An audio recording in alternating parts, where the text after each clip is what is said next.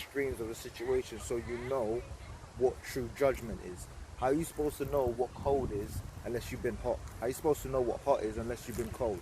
You need the two contrasting emotions and feelings and experiences to be able to understand what each is in its correct perspective. So we, you know, all of this stuff that we're going through, you know, it's to fashion us into that, righteous goal, so that we know how to rule correctly, so that we don't rule like these people. Because as it says, you know, when the righteous are in charge, the people rejoice, but when the wicked are in charge, the people mourn. And all these people are mourning, man. You can see in their countenance, you know, in their aura and their demeanor, that they're completely out of here, man. They're gone. And I can't see. Sometimes I'll just be walking now, I just start laughing, man, because, you know, I can see it all coming to an end. And they don't perceive it, man. They truly believe that this man is gonna, you know, gonna pull something out of his ass hat. He ain't gonna pull nothing, man. He ain't gonna do a damn thing. You know, he's a little puppet being played, just like Pharaoh's heart was hardened, you know, and he went and he damned him his own self.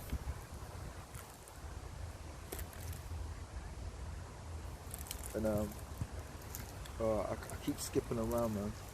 This is Hebrews chapter 1 verse 13.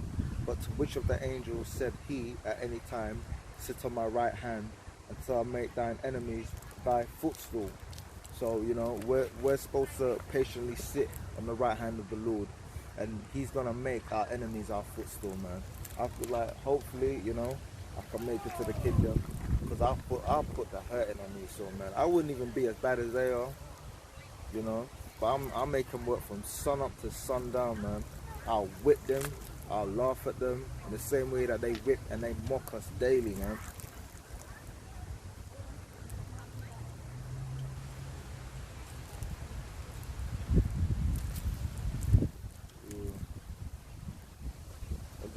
This I'm back to Titus. This is chapter 1 verse 6. If any be blameless, the husband of one wife. You know, so while we're here, you know, supposed to have one wife. You know, you wish you could have more than one woman, but you're, as Paul said, you're gonna have trouble in the flesh. Having faithful children, not accused of riot or unruly. For a bishop must be blameless as the steward of Yahweh, not self-willed, not soon angry, not given to wine, no striker. That means you're not supposed to punch people upside the head when they piss you off. Not given to filthy lucre, but a lover of hospitality, a lover of good men, sober, just, holy, temperate. That means that you know, your temperament is not all over the place. You know, you're calm under pressure. Holding fast the faithful word as he have been taught, that he may be able by sound doctrine both to exhort and to convince the gainsayers. You know, and this is real evident to the conversation I was having the other day with E. You know, to the point where, you know, I was basically spinning around in circles. You know, not on the left hand side, and not maliciously, but every single time she said something, you know, I had an answer for her. I answered her directly and plainly. You know, but when I'm asking you, because I asked her, I said, okay, well, you're saying that your people understand the scriptures, you know, do they understand it in the original language? Yeah, they do. And what's the original language? Yeah, they understand it in the original language. I'm like, what are you talking about? The Paleo Hebrew, you know, they talking about Latin Greek. Yeah, like they knew it. So you can tell when a person doesn't know what the hell they're talking about, because they don't specify anything. You know, when a person knows what they're talking about, they talk about specifically what you're saying. They'll address what you're asking them directly. They're not going to beat around the bush or dance around the subject. You know, when you're talking to most people in the world, you know, even when they say little things like, you know, it's the white man's book, or the white man changed the words, or he changed things around, or he's changed the book. You ask them to specify that point, and they can't specify. Okay, the white man changed the book. You know, King James was a white man. Let's just say that. Where did he change the book? How did he change it?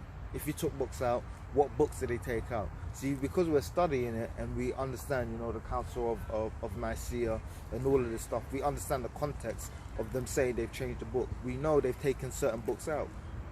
You know, we know they have books going off, like the books of Jasher, you know, Enoch. We know the context of the things that we're saying. We can specifically talk about the things which pertain to having a comprehensive understanding of this. But yet these people can't. All they do is make a point, and they can't back up the point with any level of substance. It's like you saying you can build a rocket, and when I say, okay, well, go on, here's all the equipment you need to build a rocket, you're like, oh well, I can only build a rocket when it's sunny out. You know, you're always making some form of excuse as to why you can't demonstrate the so-called things that you believe in. And that's how these people are. They're a bunch of gainsayers. They don't understand a damn thing. And instead of coming with humility, which is why the Lord speaks of humility, because when you have a humble heart, you're ready to receive something. When you come with pride, you act as if you know everything. But when people really pull your card, you don't know a damn thing. Like, have you realized, it's like if you talk about the world, you know, they say real gangsters are some of the nicest people and the calmest people you ever meet. I've never had a problem with a so-called real man, because every single time I've had a situation with them, we can talk it out like men. Any single time I've had a problem with someone, there's always been some pussy-ass dude who can't fight and projects his feelings onto another person. So you run off that's all you do, is run off your mouth all day. So you go and run off your mouth to another man, because when somebody runs off their mouth to you, you ain't gonna do nothing. You know what I mean? When people are fully convicted in their own mind to do something, they're not, you know, they're not extra like how these people are who are scoffers. These people are doing the most. You're going from comment board to comment board to call people out, and then when people ask you a question, you can't answer it.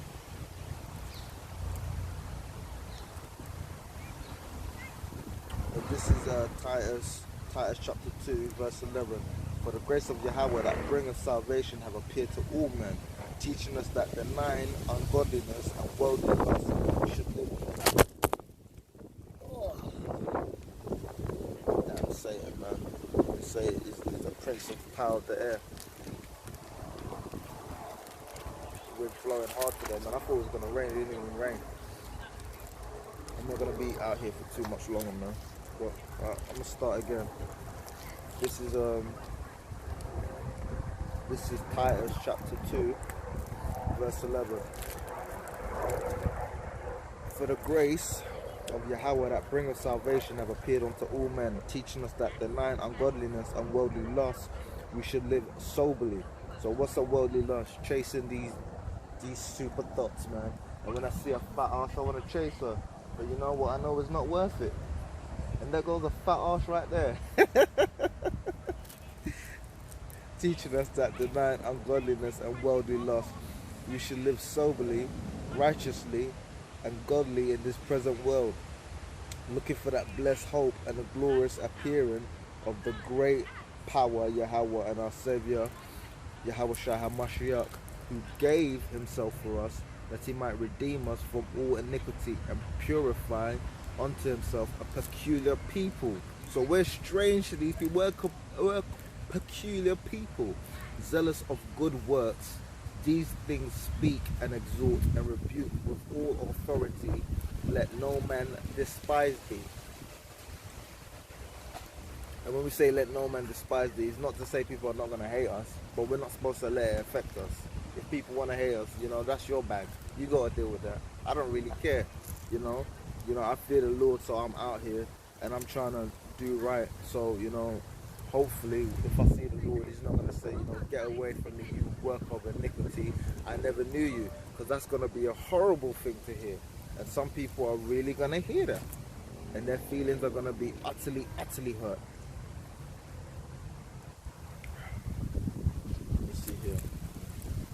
Because there was a scripture I was reading through earlier and I can't find it, you know. Ooh.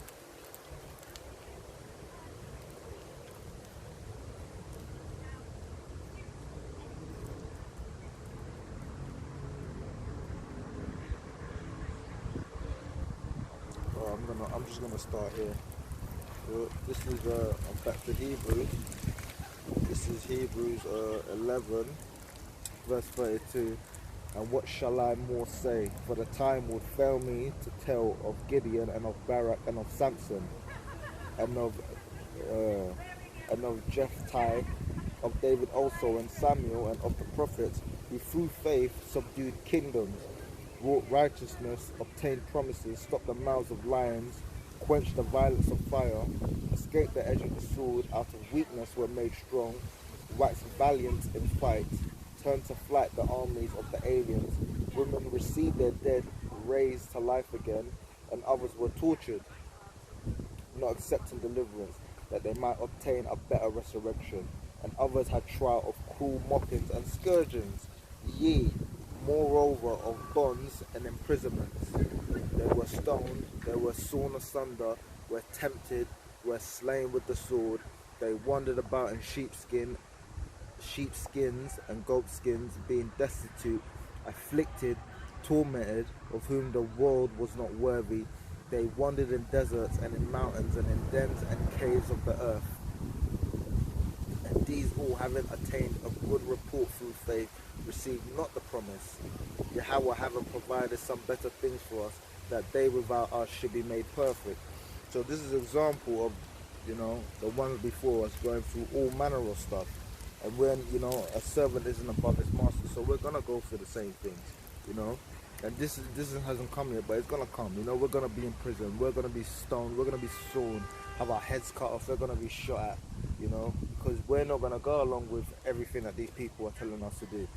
I barely want to wear this stupid ass mask, man. I can't breathe in this stuff. I gotta breathe in my own filth, man. It just makes your head feel all dizzy and all of this kind of stuff. It's not normal. I've walked around my whole life. I'm damn near friggin' 30 or whatever. I've been alive for 30 years, breathing in air without a damn apparatus on my face. Now all of a sudden I have to wear a mask. It don't make no sense. Why? And some people have enough brains to not be wearing this mask. If I see somebody running with a mask, I swear I'm gonna scream out aloud. And I don't see anyone running with a mask, because it's gonna restrict your breathing. So then why would you walk around with it? If you can't do strenuous exercise with a mask on your face, why would you want to walk around with a mask on your face? How is it helping you? I don't understand how it's stopping somebody else from being sick.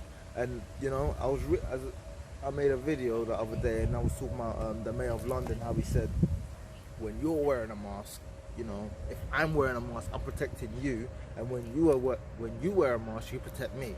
It's that same vaccine logic, where if I take a vaccine, I'm protecting,